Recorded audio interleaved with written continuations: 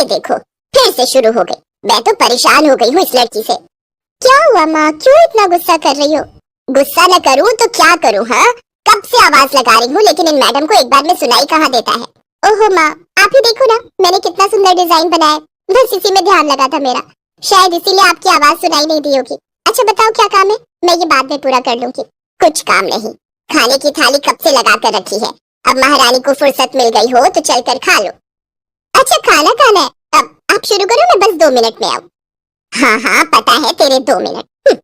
इतना कहकर हिना की माँ सुमित्रा गुस्से में वहाँ से चली गई और फिर खाने की मेज पर। अरे क्या हो गया, इतने गुस्से में क्यों हो भाग्यवान?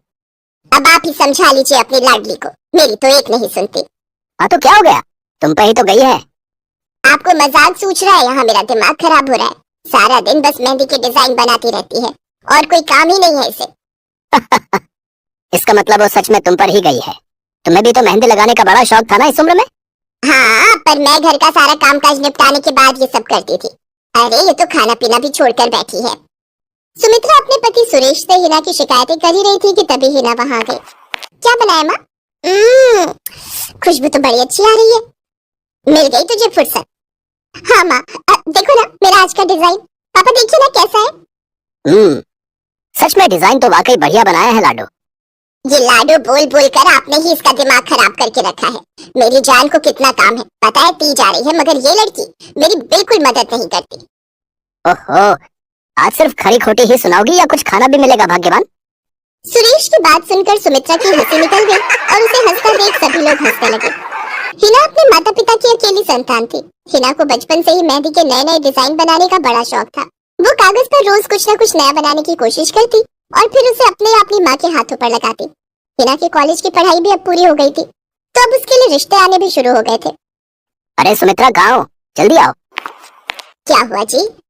जरा इस फोटो को तो देखो, कैसा है लड़का? दिखने में तो बहुत ही बढ़िया है।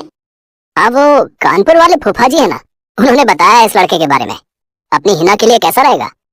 लड़का काम क्या करता है और परिवार में कौन कौन है?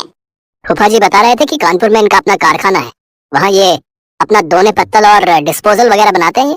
अच्छा पैसा कमा लेता है, फूफा जी की रिश्तेदारी में है। हाँ, पर उससे पहले ये फोटो एक बार हिना को तो दिखा दो, उसे लड़का पसंद आ जाए तभी बात आगे बढ़ानी चाहिए ना। अरे हाँ, ये भी सही कह रही हो।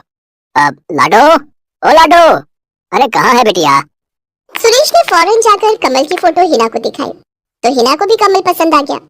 उधर कमल को भी हिना पहले ही नजर में भाग गई और इस तरह से कुछ ही दिनों में कमल और हिना की शादी खूब धूमधाम से हो गई। शादी के बाद कमल और हिना अपनी गृहस्थी में बहुत खुश थे। फिर एक शाम। ये क्या लिख रही हो हिना? लिख नहीं रही हूँ, मेहंदी का डिजाइन बना रही हूँ। अच्छा, पर कागज पर क्यों?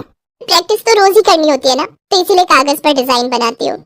अच्छा, अब जरा दिखाओ तो सही। अरे वाह, ये डिजाइन क्या सच में तुमने बनाया है? हाँ अच्छा है ना, अब मैंने और भी बना कर रखे हैं, रुकिए मैं भी लेकर आती हूँ। हिना ने अपने बनाए सारे डिजाइन कमल को दिखाए, जो कमल को बहुत पसंद आए और उसने हिना की खूब तारीफ की। सब कुछ अच्छा चल रहा था और ऐसे ही हंसी खुशी दिन बीत रहे थे, लेकिन फिर एक सुबह। हेलो, क्या हुआ राठी जी, इतनी सुबह सुबह फोन क्यों किया?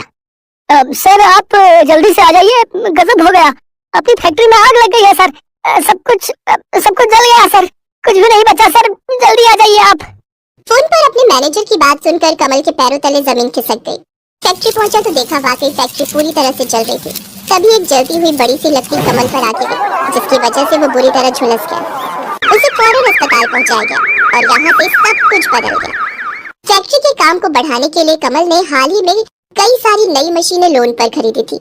मशीनें तो नहीं बची, लेकिन लोन चुकाने के चक्कर में पहले कमल की गाड़ी बिकी और फिर घर। मजबूर होकर कमल और हिना किराए के मकान में रहने लगे थे। फिलहाल कमल की हालत ऐसी नहीं थी कि वो कोई और काम कर सके। ऐसे में हिना ने घर चलाने का जिम्मा उठाया और वो घर घर जाकर औरतों के हाथों पर मेहंदी लगाने लगी। हालांकि इस काम से उसे बहुत कम पैसे मिल पा रहे थे, लेकिन हिना फिर भी पूरी मेहनत कर रही थी। क्या से क्या हो गया ना हिना, मैं किसी काम का नहीं रहा, हम बर्बाद हो गए। मैंने कहा था तुम्हें रानी बनाकर रखूंगा, मगर मेरे रहते हुए भी तुम्हें कितना संघर्ष करना पड़ रहा है। ऐसा क्यों कह रहे हैं आप बिल्कुल चिंता मत कीजिए, देखना धीरे धीरे सब ठीक हो जाएगा।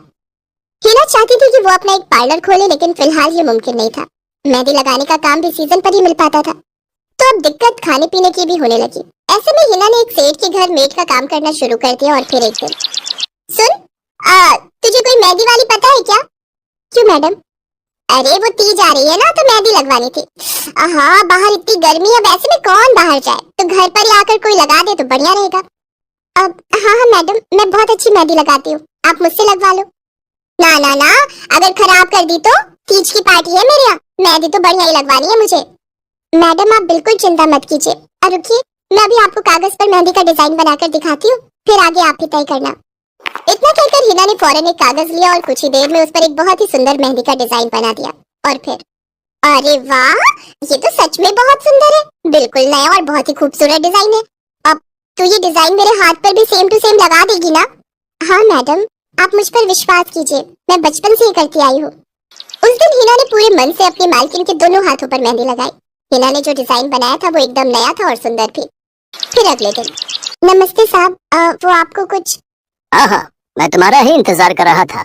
ये कल शिवानी के हाथों पर तुम ही ने मेहंदी लगाई थी ना? जी साहब, मैंने ही लगाई थी। अब कोई गलती हो गई क्या मुझसे? नहीं, ऐसी कोई बात नहीं है। बस ये जानना था तुमसे कि मेहंदी का वो डिजाइन कहाँ से देखकर लगाया तुमने? कहीं से नहीं साहब, वो तो मैंने खुद से सोचा था, मैं कभी कहीं से देखकर डिजाइन नहीं बनाती। अच्छा, अगर ऐसा है तो जरा ये कागज और जरा इस पर एक मोर की थीम पर बेस्ड एक डिजाइन बनाकर दिखा। पर याद रहे, डिजाइन बिल्कुल नया होना चाहिए। जी साहब, बस 2 मिनट दीजिए। हिना ने बस कुछ मिनटों के अंदर वो करके दिखा दिया, जिसे देखकर उसका मालिक साहिल मल्होत्रा हैरान रह गया। वाह, सच में कमाल है ये तो। अब तुमने डिजाइनिंग सीखी है क्या कहीं से? नहीं साहब, सीखी तो नहीं, लेकिन मुझे बचपन से ही शौक है मेहंदी लगाने का, तो बस इसीलिए। समझ गया। देखो है ना, तुम्हारा हुनर लाजवाब है और तुम्हें अपने इस हुनर को ऐसे बेकार नहीं जाने देना चाहिए। जी मतलब? तुम्हें पता है ना, मेरी फैक्ट्री में लेडीज कपड़ों के लिए कपड़ा बनता है, लेकिन काफी समय से मैं परेशान हूँ क्योंकि सूट साड़ियों वगैरह के लिए मेरे पास नए डिजाइन की कमी पड़ गई है। लेकिन अब लगता है ये कमी नहीं रहेगी। बोलो, बतौर डिजाइनर मेरे लिए काम करोगे तुम? जी साहब, बिल्कुल करूंगी। ये हिना के लिए सपने के सच होने जैसा था। अब वो काम वाली बाई से एक डिजाइनर बन गई। वो साहिल की फैक्ट्री में बनने वाले कपड़ों के लिए हर रोज नए नए डिजाइन बनाने लगी और इसके बाद साहिल के फैक्ट्री में बनने वाले कपड़े की डिमांड काफी बढ़ गई और इसके चलते हिना को भी उसके काम की बढ़िया सैलरी मिलने लगी। हिना अब अपनी कमाई से न सिर्फ अपना घर खर्च चलाने लगी, बल्कि उसने शहर के बढ़िया डॉक्टर से कमल का इलाज भी कराया, जिससे कमल बहुत जल्दी ठीक हो गया और उसने भी काम करना शुरू कर दिया। पर इस सब में पूरा 1 साल बीत गया और एक बार फिर से तीज का त्योहार आया। देखिए तो कैसी लग रही हूँ मैं? बिल्कुल चांद जैसी लग रही हो। हिना ने नई हरे रंग की साड़ी पहनी हुई थी जो उसने खुद डिजाइन की थी और वाकई वो उसमें बहुत ही सुंदर लग रही थी। हिना, तुम सच में बहुत बहादुर हो। मैं तो उस हादसे के बाद उठकर खड़ा ही नहीं हो पाता, लेकिन तुमने सब कुछ ठीक कर दिया। तीज का ये त्योहार ही इसलिए है जी, मैं आपको कभी कुछ नहीं होने